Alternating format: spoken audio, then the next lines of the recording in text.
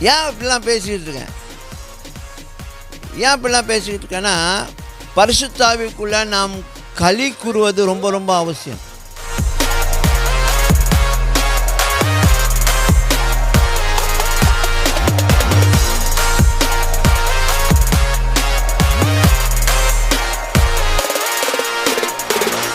ஏன் இப்படிலாம் பேசிக்கிட்டு இருக்கேன்? ஏன் இப்படிலாம் பேசிக்கிட்டு இருக்கேன்னா, பரிசுத்த ஆவிக்குள்ளே நாம் களி கூறுவது ரொம்ப ரொம்ப அவசியம். பரிசுத்த ஆவிக்குள்ளே நாம் மகிழ்ச்சியாக இருக்கிறது ரொம்ப ரொம்ப அவசியம். பரிசுத்த ஆவி மூலமாக அந்த மகிழ்ச்சி உண்டாகும். பரிசுத்த ஆவி மூலமாக அந்த காரியங்கள் நமக்கு உண்டாகும். ஆமென். ஆமென்.